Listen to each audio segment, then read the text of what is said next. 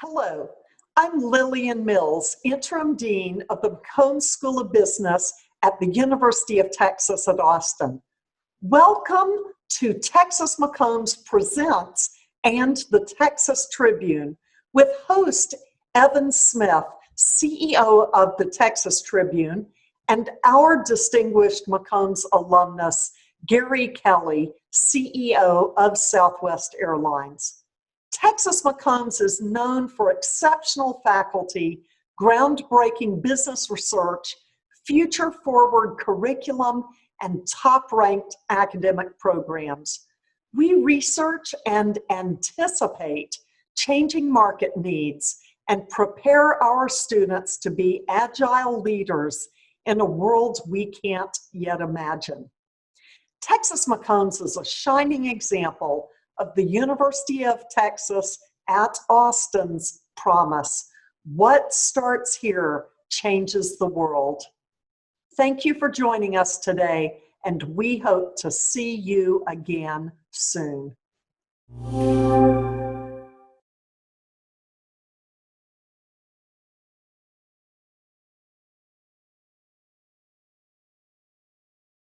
Hi, everybody. I'm Evan Smith, the CEO of the Texas Tribune, and I want to welcome you to today's virtual event, a conversation with Southwest Airlines CEO Gary Kelly. Before we begin, a little housekeeping. This event is presented in partnership with Texas McCombs and Texas Executive Education. These and other generous Texas Tribune supporters play no role in determining the content, panelists, or line of questioning at our events. We'll be talking today for about 45 minutes, including your pre-submitted questions. I've got a good batch in hand, and I'm looking forward to asking them on your behalf. If you'd like to tweet about our discussion, please use the hashtag #TTEvents. And if you like what you see, don't forget that the start of our biggest event of 2020, the virtual Texas Tribune Festival, is less than 3 weeks away. Tickets are on sale, and the bulk of our program is now live. Go to texastribune.org/festival to sign up today. Okay, let's get on with our show. Now it's my pleasure to introduce this morning's guest. Gary Kelly is the CEO and chairman of the board of Southwest Airlines, the nation's largest carrier of originating domestic passengers, and now in its 47th consecutive year of profitability, a record unmatched in the commercial aviation industry, but at risk in this unprecedented moment. An accountant by training, Mr. Kelly is a 34-year veteran of Southwest, where he's held a variety of titles, including controller, CFO, executive vice president, and president. A native of San Antonio, he's a graduate of the University of Texas at Austin. Mr. Kelly, thanks so much for joining us. Good to be with you.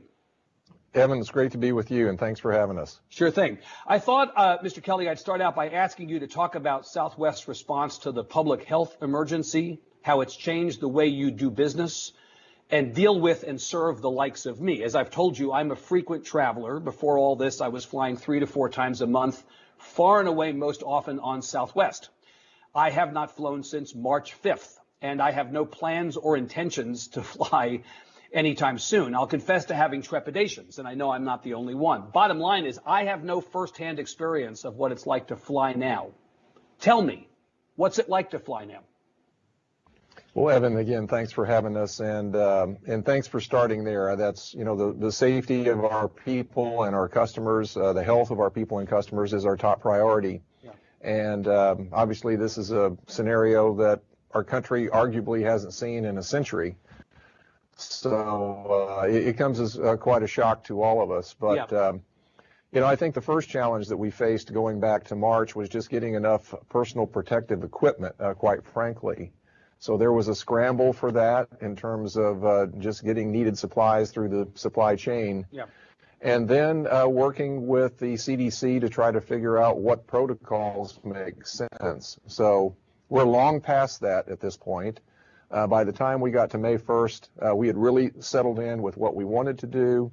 At that point, we published our Southwest Promise. Mm-hmm. So it is a layered approach to providing a very safe and healthy environment. And we will welcome you back. I fly a lot, and right now it's a very good experience. We get really, really good feedback from our customers. But fundamentally, when you walk in the door at the airport, The airport has a much deeper and more frequent cleaning protocol that's in place, and generally the airport is responsible for that. When you interface with our customer service employees, you'll see plexiglass shields, and we try to make for as much of a touchless experience as possible. In terms of check-in, boarding passes, and those kinds of things. Which, of course, Mr. Kelly, you were doing before. I mean, one of the good things about having to be in a touchless world is you actually have experience at making this mostly touchless, if you chose to put it that way, pre-pandemic, right? That was pretty much in place. You're right. We were well prepared in that sense. So I think just the cleaning of the airport, the cleaning of the airplane is a very significant enhancement since the pandemic. We're also physically distancing in the boarding process. So as you know us well, we normally group 30 people at a time. Now it's 10. Yeah. And we're not booking the middle seats on the airplane, so it allows for at least some distancing on board. Everyone is required to wear a mask. We do deep cleanings of the airplane every single day. I think the most important thing to know is that the air in the cabin of the airplane is circulated every 2 to 3 minutes with fresh air externally. And in addition to that, there's hospital quality air filters. They're known as HEPA air filters. Right. And that will capture 99.97% of particles and pathogens. So there's no evidence that the virus has been transmitted on board an airplane. Admittedly, no one really knows, but I think we feel that it's a very, very safe environment, and again, we get very good feedback from our customers. So the 2 to 3 minutes of fresh air circulating, is that a change from before? It is not, and that has been in place for many, many years, and it's not just our equipment. I think that that's standard for airplanes around the world. Right. So that's standard. The HEPA filtering, I think, was also pre-pandemic, right? You had that stuff in place as well. To me, the big difference was that, as I understand it, the EPA approved hospital-grade disinfectant that's being used to clean the planes throughout. And the jetway was previously being used, I believe, only on the laboratories. Is that right? So you've actually stepped up the use of that hospital-grade disinfectant? Is that true? Yeah, really the change is the cleaning protocol, adding the plexiglass, boarding in smaller groups, and not booking the airplane full, and then also requiring the face coverings. Let me ask you that. So you are requiring face coverings, have to wear a mask on the plane. And if somebody comes to the plane and says, I don't want to wear a mask, liberty, personal choice, as you know, we're having a nationwide, very politicized discussion about whether wearing masks is a good thing. Your response is to turn people away. If they show up at the plane or at the gate without a mask, you turn them away. Yeah, they must wear a mask. And if they get on board the airplane, they have a mask, they get on board and they don't wear the mask, we'll return to the gate and they'll get off the airplane. So, you know, you just can't have it both ways. And that's what the CDC recommendations are. Right. And we're following those strictly. And the vast majority of people want others and themselves to be wearing masks. I think that's pretty widely accepted, although there's always exceptions. Right. Is it also true that you have limited the service on the plane, food and beverage service, to flights beyond a certain number of miles to limit the instances in which people would feel compelled to take their masks off to eat or drink? That was absolutely the case for roughly the first 60 days, so say March and April. At this point, we're offering water. So we do have our flight attendants walking down the aisle with cans and cups. But we're not selling cocktails or offering sodas at this point to minimize, again, the interaction and the contact. This weekend, Mr. Kelly, I heard your counterpart at Frontier Airlines say on National Public Radio that Frontier was the only U.S. airline to mandate temperature checks for all passengers. Why are you not doing that? Well, I'm a huge proponent of doing the temperature check. It is true that we're not doing that yet. We have a prototype underway with the TSA at Dallas Love Field and the Dallas airport. So what we're advocating is that the TSA, since they're screening all customers, they add that to their protocol. They're screening in the first place, so screening for temperature, I think, would be a logical addition to their duties. The issue with us trying to do it is every airport is different, and it puts the customer in an awkward position if they've gone all the way through the airport and now they're at the boarding gate to try to then deny them boarding. I don't think is a very good customer experience. So rather than implement that as a temporary procedure, we would much rather focus working with the federal government to have it in place where it really belongs, which is at the security checkpoint. Well, the fact is, if I'm looking to get over my trepidations about flying, I would actually prefer not to have people wandering through the airport who may get to the gate and find out they have a fever, right? I'd rather they be checked at the curb, for goodness sake, right? I mean, there's a logic to that beyond the customer experience. So, Mr. Kelly, would you put your grandchildren or your kids on a plane today? I would, and I have. And again, I think the Southwest flight experience today is really, really good. Very strong on-time performance. Our people are doing a wonderful job of providing hospitality. I've described the health approach that we've taken. So absolutely, I believe it's a very safe environment. I think it's safer than a lot of restaurants and shops that you go in today, just because of the enhanced cleaning that we do, as well as the filtering system on the airplane. You called out the CDC's guidelines as being helpful to you in terms of thinking about how to do this. I want to ask you whether you're worried about the politics of the CDC at the moment. This is the same CDC that a few weeks ago released recommendations for going back to school, and then the president complained about them being too tough. And then the CDC came back and loosened them and revised them. Is the CDC who we should be trusting on this, Mr. Kelly? Well, I think we have to trust that the CDC is doing what they believe is best. And I think we also have to understand that this is the first time in a century that we've had this kind of a challenge. Right. And we already know over the past 6 months that the CDC has evolved their thinking. At first, masks, as an example, as we all know, weren't required. So I like the transparency. I like the fact that people are willing to continue to take in information and update their best judgments. We, talking about the University of Texas system, we've consulted with University of Texas Southwestern here in Dallas. Right. And so we have a way to corroborate what the CDC's recommendations are and spend a lot of time on that. So politics is inevitable, and that's a world that we live in. But overall, we have faith in the CDC guidelines, and that is our guidepost. In the CDC's own public health guidelines, it says the following, quote, air travel requires spending time in security lines and airport terminals, which can bring you in close contact with other people. You talked about TSA. The reality is, Mr. Kelly, even if you and Southwest do everything right, even if you do your piece right, one of the challenges here is there are pieces you don't control.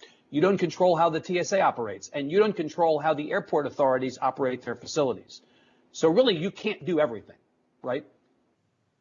Well, that's true, but we do collaborate, and at least with respect to, the points that you're making, airports and the TSA, I haven't found anyone who doesn't agree with the philosophy or the basic protocols that we're talking about. TSA provides for physical distancing. I think where the challenge is individual citizens and whether they will comply. And so people, what we need to be doing right now is really basic. We just need everyone to comply. So physically distance, wear your mask, wash your hands. Those are the three things that everybody can do. And in the end, an airport or the TSA or the airline can't make everyone at every point in time do those three things. Of course, government can make them do that, but as you say, there's politics and everything, right? That's the conversation we're having out in the world, whether government chooses they can make them, but they may choose not to comply, so there's then an enforcement question, and so in the end, it's best if everyone simply complies. Let's come back to government here in a little while, but I want to talk about the financials. I mentioned that you're an accountant by training. You're a CPA, and in fact, that was your job prior to coming to Southwest 34 years ago at another firm. You understand the financials better than some CEOs. I remember long ago interviewing Gordon Bethune, who was the CEO of Continental Airlines, and he had been a mechanic. That was the route that he came up through the airline. You were on the finance side. So when we're talking about financials, this is actually your wheelhouse. You know this stuff. I went back and looked at the transcript of your second quarter earnings call some weeks back. Your revenue in the second quarter of 2020 was down 83% year over year, a record quarterly loss. Is that right? That is correct, and thanks for reminding me. Well, we tell you the news when the news is good, and we tell you the news when the news is bad. I alluded to in my introduction the fact that you're, in fact, said outright in my introduction that Southwest has enjoyed 47 consecutive years of profitability, but that you're at risk of breaking that record this year. From your vantage point here on August the 12th, do you think you're going to break that record this year and not be profitable based on what you know? Oh, I think we will. I can't imagine that things will turn around that quickly. If you go back to March, we were all, it was a guess. We were all hoping that by the fall, the virus might run its course, maybe have some seasonality to it like the flu does. And obviously that's proven to be dead wrong. So if anything, it's worse today than it was back in March by far. So. Yeah. As long as the case counts are high, I think that we have to expect that travel will be relatively modest. So we're continuing to see traffic and revenues down 75% versus a year ago today. Right. And to think that that would recover to the point where we would be profitable, I just think is unrealistic. Yeah. I was looking at your stock price this morning also. Of course, Southwest is a publicly traded company. Stock price this morning was just over $35. I think the market is up today, so it may have ticked up a little bit. But the 52-week high was nearly $59. Now, it had been down all the way to $22.50. Like the oil and gas industry, you're better off than you were a few months ago, but not better enough. I read back in June that you were burning through about $20 million per day in expenses. Is that right? And you've cut that. At least you've seen some expense savings, haven't you? We would have expected, just to start with revenues for the year, to spend or to earn maybe $23 billion in revenue. So out of our $20 billion in expenses, we've cut about $7 billion. So we've got a significant amount out of our plan. That's a third of your expense. We're still, as you said, Evan, we're still definitely losing cash every single day. Yeah. And working as hard as we can to figure out how we can stop that bleeding. But it's, 20 million a day is a good rule of thumb. Yeah. I read in June that you had enough cash in the bank for 2 years. That's still about right? That's still about right, probably a longer period than that. And that's, again, based on today's burn rates.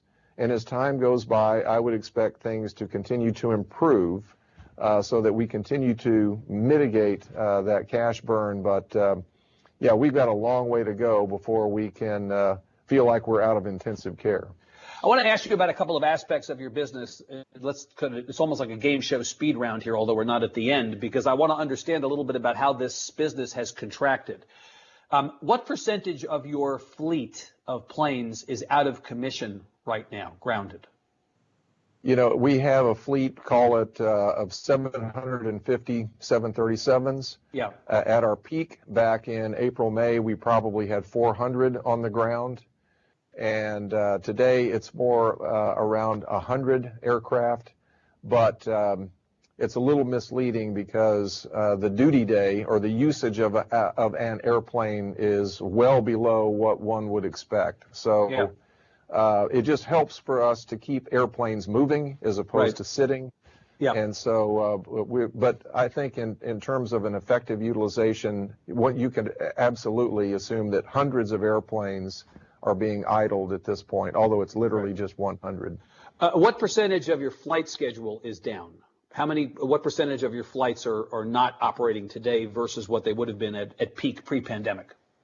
Well, a couple of thoughts there. We have, a handful of international markets, so we're not serving those today. We've just added back Cancun and Cabo here recently. But except for that, we're operating to all of our service points before the pandemic. And the reason is, again, CDC was recommending no international travel, and some of the international destinations in the Caribbean, as an example, prohibited U.S. service. Yeah, they don't want us right now, right? They don't want us right now. We can't control. So Our passenger demand is down about 75%. Our schedule, the number of flights, is generally down in the 35 to 40% range. So there's a gap there. So the airplanes are less full as a consequence. As you know, we're not booking the middle seat, as I mentioned. Right. But, there's opportunities for us to fly less and maybe save a few bucks. Yeah. But at a point, we just don't, just thinking about you in Austin, while we have fewer flights, we do still have itineraries. So we're trying to maintain the integrity of our network. So when you're ready to fly, if you need to get to Portland or you need to get to Boston, there is a way for you to do that. If we shrink our network too much, then we eliminate those possibilities, and actually, obviously it hurts our communities and our customers, but it's probably not optimal in terms of us managing our P&L either. Yeah.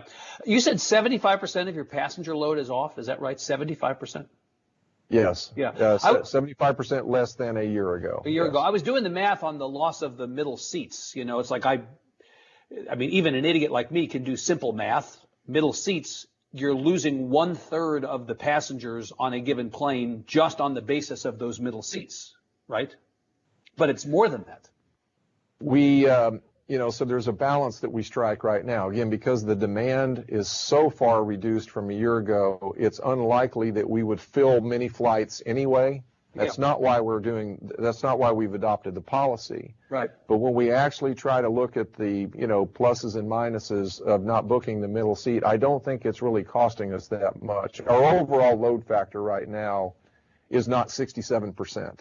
Yeah, it's below that. It's around 40%. So there's available seats anyway, but it's the right thing to do to ensure that we are offering a safe product, and also to instill confidence in our customers that they're going to have a pleasant flight experience. And again, that's the feedback we're getting. You initially had eliminated the middle seat booking through, I think, September, and then you extended it to October 31st, if I'm remembering correctly. Are you thinking about extending it beyond that? I am. I think it'll be a rolling decision, and our decision to extend it beyond September was simply correlated to the spike in COVID-19 positives that we were seeing. Right. We're not continuing to grow in the country, but we haven't bent the curve back down. So I think as long as we have that kind of a concern, we'll need to keep the middle seats open. Yeah. Have you cut your prices on flights? My favorite thing to do at night when I'm on Twitter is to read to my wife these tweets about $70 round trip from Austin to Los Angeles, although, of course, we're never going to do it. But it seems to me like the airline prices have all come down. And, of course, if we're talking about the financials, that's got to hurt as well. Cut the prices to get passengers to fly, but still you're making less money. It's definitely a low-fare environment. All the airlines, whether they like it or not, they're low-fare carriers now. I've already, expressed my opinion months ago that it will be a brutal fare environment. We're a low-cost airline, so we're actually built for this. We're not so low-cost that we're profitable at these levels, but absolutely, if you want to fly, we got some really good deals for you out there.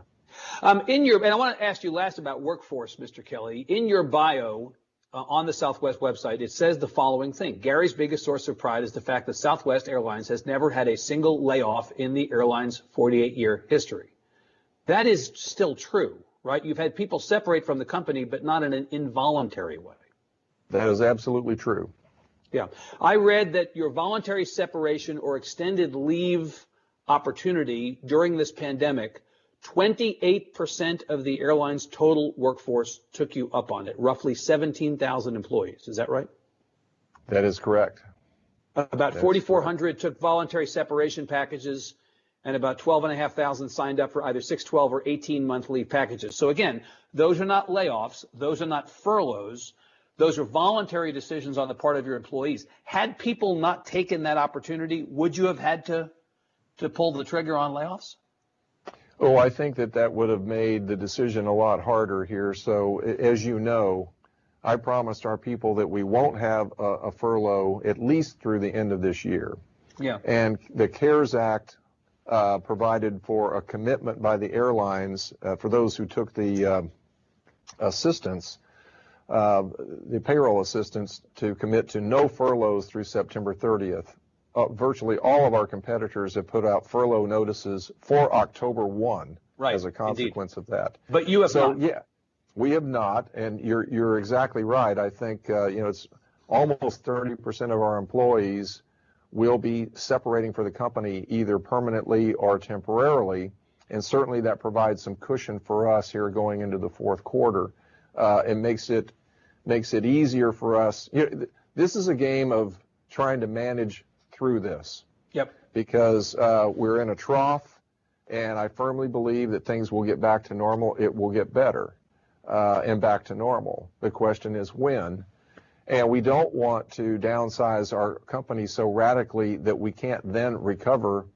And you think of all the investments that we've made, what we need, the solution here is to get our passengers back, not to try to shrink the airline so radically that we're prepared for a very, very modest travel environment.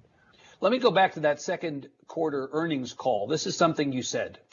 We were very well prepared for this. We're prepared for a prolonged war against this pandemic. What does that mean that you were prepared for this? None of us feels like this pandemic is anything like we could have predicted, have ever lived through before. How do you prepare for this? How were you prepared for this?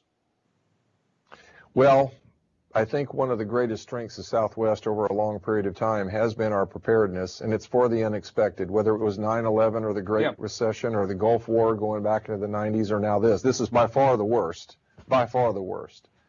But what I mean by that is we had a lot of cash in the bank. We had a fully available line of credit. We had the lowest debt to total capital in our history coming into this. We had a very strong operation, very strong connection with our people and with our customers. So it was just a really healthy company. So if you're going to have to go to the hospital, you would rather, be a healthy patient who suddenly gets ill as opposed to someone who is unhealthy. So it's a very healthy company and very, very resilient. Our people are really, really hardworking. They persevere. And this is like a siege. We're going to have to fight our way through this. It won't be over quickly. I don't know exactly what sacrifices we may be forced to make, but I'm very confident in our people that they're strong and that they have the fortitude to fight through this. What about the culture of Southwest? One of the distinguishing features of this company going back to the founding has been that the culture of this business has been not just unlike any other airline, but really like almost any other business I can think of. Singing at the gate, jokes on the plane by the flight attendants, Herb Kelleher dressed as Elvis Presley, There's nothing fun about the moment we're in. How do you as a CEO, as a leader, maintain what has been the cultural through line of Southwest at a moment like this? Well, I think companies are important, and I think that's the challenge of the moment is to not lose these great institutions with these great cultures. And we have a very rich history, and we've got so much to look forward to in our future once we get past this. But you were asking about my pride in having no layoffs. Well, this is a family. And the people that are here built this company. They made it the great place that it is. And they are, just as you have described, they're engaged, they care. They work really hard to take care of each other and to take care of our customers. They're very proud of what we've accomplished. It's like a championship team. And so there's every reason to fight, for our survival here. But with our preparedness, with the culture, there's every reason to be hopeful. We're just going to have to hunker down and do whatever it takes to get through this. And that is what this culture, that's a huge part of what this culture is our people have proven that they will do whatever it takes. You mentioned twice that we've been profitable for 47 consecutive years. And you also mentioned that no one comes close to that. No one comes close to that. I'll just repeat again. And the other thing that is remarkable is if you go back to, let's just pick the year that I started in 1986, every major airline that was in existence then, and we were small, we had 60 airplanes, every major airline is either gone or gone bankrupt, every single one. Right. So you make that contrast, and it is remarkable what our people have built here. And yeah, the culture is very important and something that we're going to work really hard to make sure that we retain that. Yeah. Absolutely. So I've got questions from people in the audience who submitted them in advance of this conversation. I want to get to those in a couple of minutes, but I want to ask you two questions on the government piece of this, if you don't mind, because we've alluded to pieces of this in earlier parts of our conversation. So you mentioned the CARES Act. As part of the CARES Act earlier this year, U.S. Airlines received $25 billion in financial support to continue to pay employees even as travel demand dropped, in return for which the airlines were prohibited from doing layoffs or furloughs, I think you said through September 30th, right? Is that true? How much money how much of that $25 billion did Southwest get from the government? We got $3.2 billion out of that. Yeah. And we will have received all of those funds this quarter. Now, that money runs out, again, it runs out through this quarter. This quarter. Right. On July 31st, you joined the union in asking for an extension. Basically, you said we want another 6 months of support from the federal government. You think that's possible? Does it look like that's going to happen? And what are the consequences for Southwest if it doesn't? I think based on conversations I've had with members of Congress, based on letters that the Senate has sent to Leader McConnell, in support of this, I absolutely think that it's possible. If you go back to March, the whole idea was to sustain air service in the United States. Again, with our business down 75 to 80%, that means that we would have not needed 50,000 employees, 45,000 employees. So you're just talking about enormous job losses that would simply go on the unemployment rolls. Right. Not to mention the human toll and chaos of that. And that we were, I think the federal leadership was trying to avoid that, thinking that we would recover pretty quickly. So the guess was by the fall, stability will return, and therefore let's have a commitment through September the 30th. That's proven to be unrealistic, and I think we'll be well into 2021 before things begin to stabilize. So it's really just a matter of saying we put $25 billion into this. We have maintained air service. We have maintained these jobs. If we don't continue it, everything that we paid for here, we're going to lose on October 1st. Because most of the industry will be laying off people and reducing service. So, yeah, we're supportive of our union efforts, and I think there is very good support in Congress and the administration to do this. You have confidence, based on what you're seeing, that Congress can get this done? It looks to me like Congress couldn't find a bag of peanuts in an airplane galley at the moment. That's a different question, and obviously, I'm no more privy than anyone else on that. I think that everyone recognizes the challenge before the country, and I think that we would be in a depression today were it not for the swift action of the federal government back in the spring.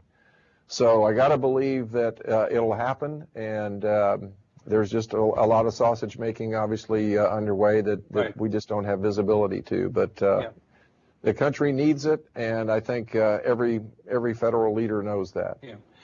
We talked earlier, finally, Mr. Kelly, about the mask mandate and the idea that there are personal choices that people make that ultimately tell you and tell me, can we get out of this? If everybody does their part, maybe we can get through this.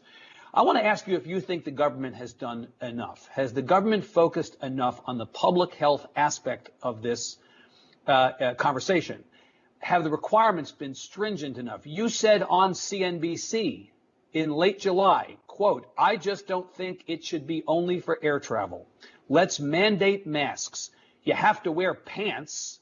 Why can't we mandate that you have to wear a mask in a pandemic?" You make a good point. There aren't a bunch of pantsless people walking around in the world. And so my question to you is, has the government done enough to require masks and to mandate the kind of behavior that puts us back, according to the public health authorities, on track?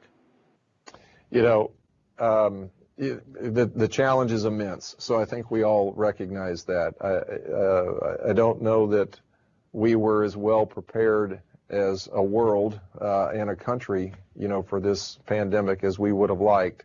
So I got to believe that there will be significant learnings from this in terms of preparedness the next time around. And I think that includes, what you're talking about. I think the federal government's done a lot.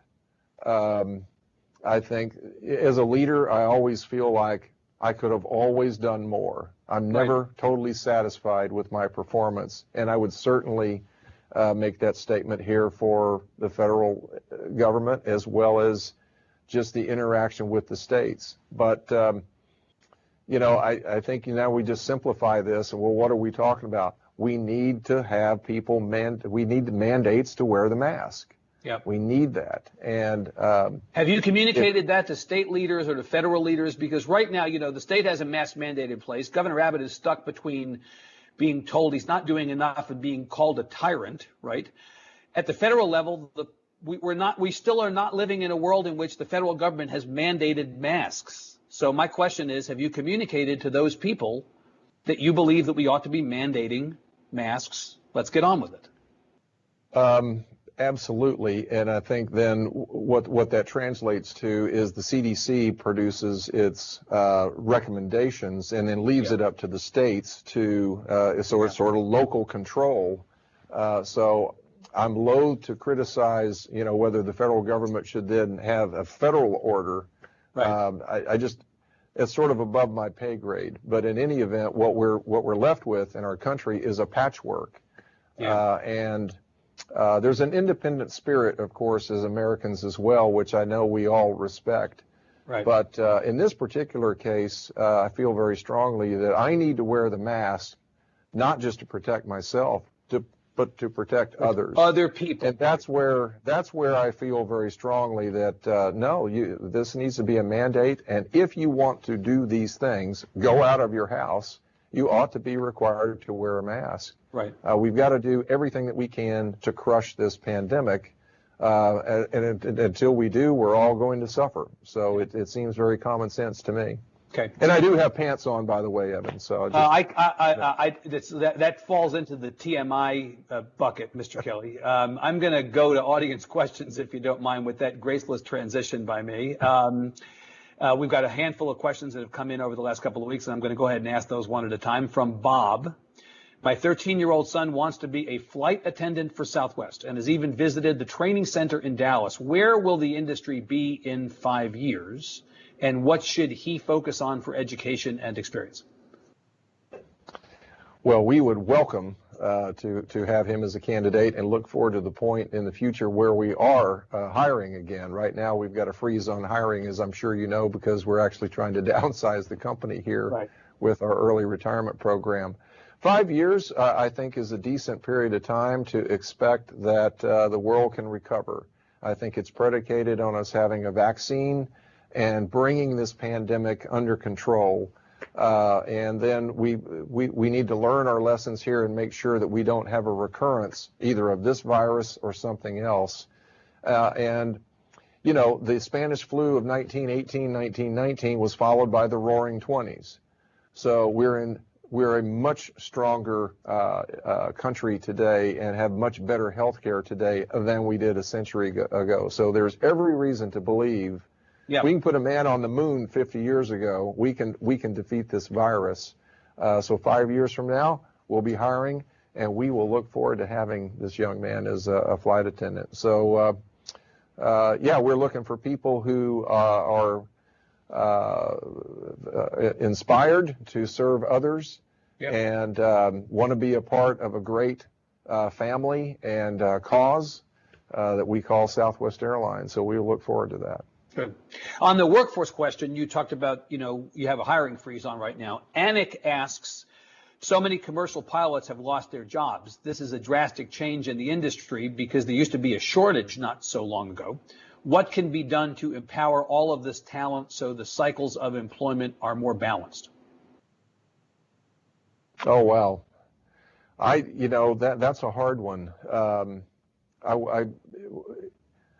As soon as we started hearing reports of pilot shortages, we also heard reports of mechanic shortages, by the way, right. Aircraft mechanic shortages. And that made me wonder, I wonder if we're at the top of the cycle here, because it is a very cyclical world.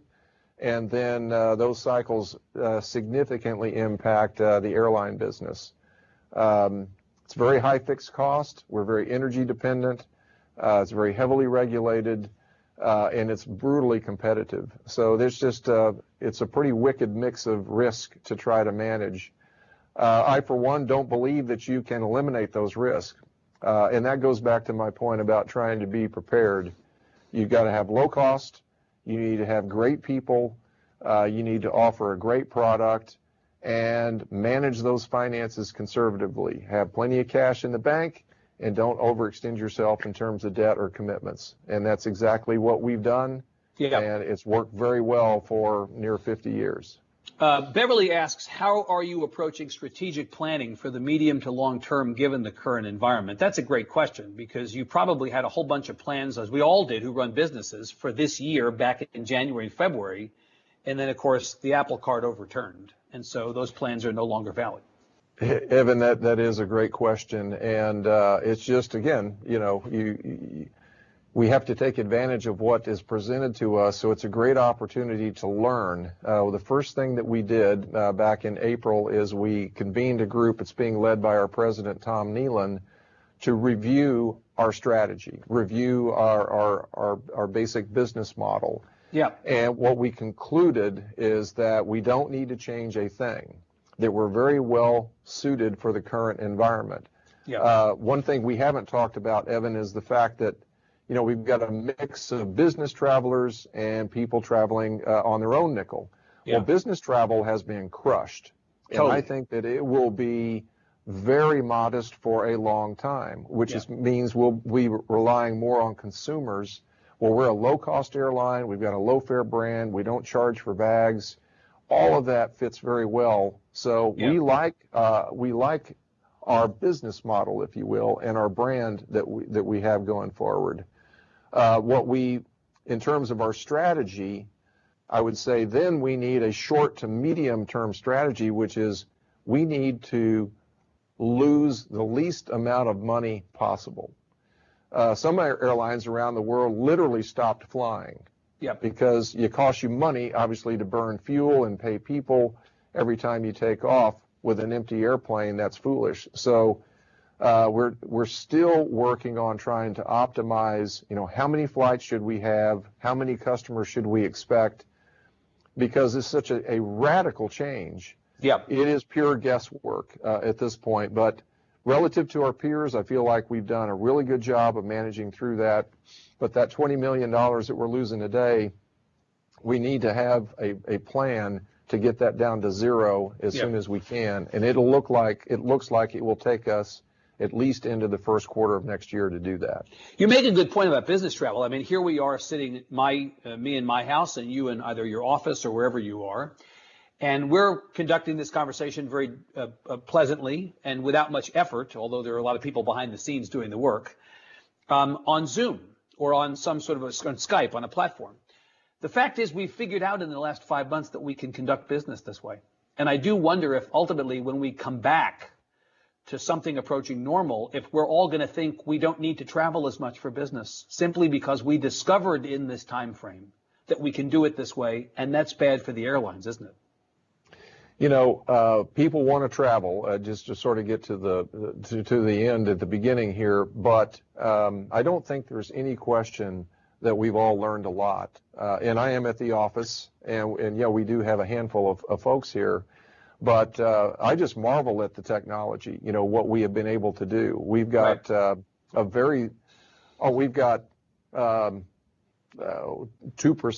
of our people working from the headquarters physically. They're all working from home, and companies across the country and across the world are doing this. How long are you work from home, Mr. Kelly, by the way? What is the Southwest on that? Right now, our policy is in the building. We have floors that are shut down here, so you can't come into the building. It's at least through the end of this year. But to get back to your question, I don't think that there's any question that we've learned things, that we can use technology. It will impact business travel, but in my 34 years at the company, it has been a technological revolution. And all of those things impacted business travel. Yep. And so we still, in 2019, had all-time record business travelers. So I do think people want to travel for business. There's reasons to do that. There's business travelers out there traveling today. Yeah. And it will get back to 2019 levels. But I'll bet you it won't be for 5 to 10 years. And as you know, even in a normal recession, right, travel gets cut very deeply by business because business is very disciplined, and it can do that more disciplined than consumers are. Well, it's a big expense. And it's a very gradual recovery over a long period of time. And so I think we'd be foolish to expect that it's going to snap right back. I think it's going to take years, and then it's going to be plus on top of that. But commercial real estate, I mean, there's a number of questions that you now can imagine about, what happens in the future, and it's going to be different. There's no question about it. How long did it take you to get back to normal after 9/11, Mr. Kelly? I was chief financial officer. In fact, I was executive vice president at that point in time. So I've been with the company a long time, and I was really worried. We were shut down for 3 days. And as it turned out, so that's September 11th, end of the quarter is September the 30th. No one is flying over those ensuing couple of weeks. We made money in the fourth quarter of 2001. Amazing. So short answer is, it didn't take very long. I think people were gradually adjusting to the new security protocols at the airports. But people wanted to fly, and we were profitable. The rest of the industry, as you recall, went bankrupt. Right. We were profitable. So that's just the magic of having low cost and low fares. So we'll be very well suited for the future environment here. We just need to make sure that we keep ourselves healthy and get back to a positive cash flow here. Okay. Mr. Kelly, we're out of time. What a wonderful opportunity to talk to you and to learn more about what you're doing there. Greatly appreciate your joining us. Thank you so much. You bet, Evan. And to everybody out in there in the audience, thank you so much for tuning in. That is our time. I want to thank again Gary Kelly for joining us, and thanks to Texas McCombs and the Texas Executive Education folks for supporting today's event.